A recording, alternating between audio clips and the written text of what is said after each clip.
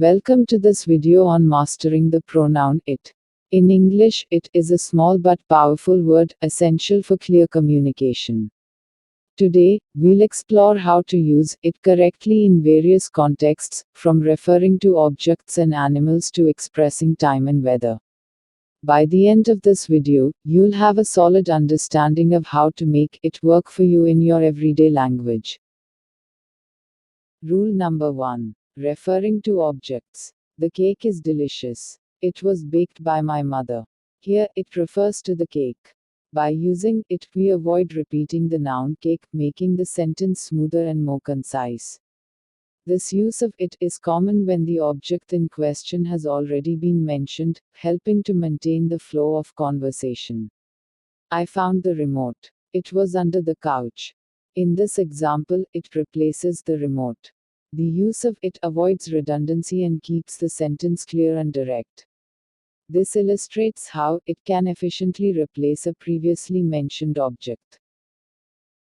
Rule number 2. Referring to animals gender unknown or irrelevant. The cat is sleeping. It looks very comfortable. Here, it is used to refer to a cat whose gender isn't specified or isn't relevant. This usage highlights the neutrality of it when talking about animals in general terms, emphasizing the pronoun's versatility. I saw a bird outside. It was chirping loudly. In this sentence, it refers to the bird. Whether the bird is male or female is unimportant in this context, so it is appropriately used.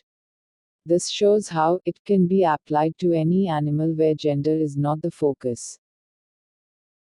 Rule number 3. A dummy subject.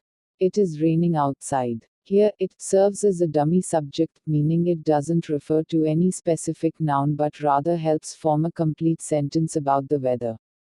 English sentences often require a subject, even when there isn't a specific noun to point to, making it indispensable in such contexts. It is 7 o'clock. In this example, it is used to talk about time. Like with weather expressions, it functions as a placeholder subject to maintain the sentence structure. Without it, the sentence would be incomplete or incorrect. It feels like summer already. It in this sentence refers to the general sense of the weather or atmosphere, not to any specific noun. This shows how it can encapsulate an entire experience or feeling, making communication more natural and fluent. Rule number 4. Referring to situations or ideas. I finally finished the project.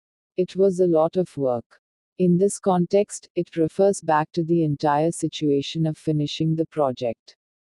This usage allows the speaker to reflect on the situation without having to repeat the entire idea, showing how it can streamline sentences by summarizing complex concepts or actions. She apologized for being late.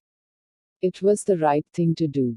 Here, it summarizes the idea of apologizing. This demonstrates how it can refer to an action or decision, making it easier to comment on or evaluate events without redundancy. Rule number 5. Referring to an unknown or unspecified thing, there is something in the box. It might be a gift. It in this sentence refers to the unspecified something in the box. This shows how it can be used when the specific identity of the noun is unknown or hasn't been revealed yet, allowing for smooth and suspenseful language. There was a strange noise in the night. It scared me. In this example, it refers to the strange noise. Even though the noise is abstract and not a tangible object, it effectively captures the concept, demonstrating how the pronoun can represent abstract or sensory experiences. Rule number 6. In weather expressions, it is snowing outside.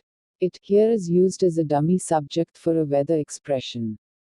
There's no specific noun for snowing, so it fills the role of subject, illustrating its essential function in maintaining grammatical correctness in sentences about weather.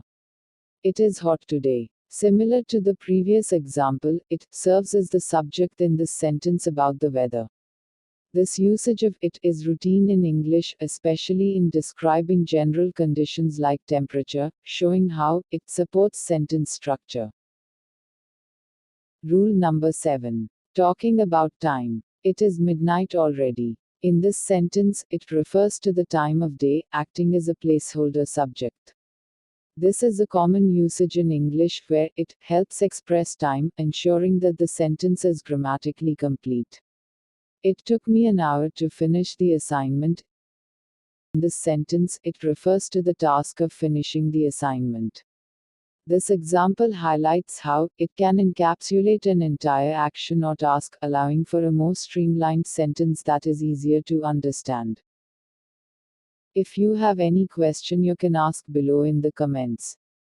Please subscribe, like, and share. Thank for watching. Take care and goodbye.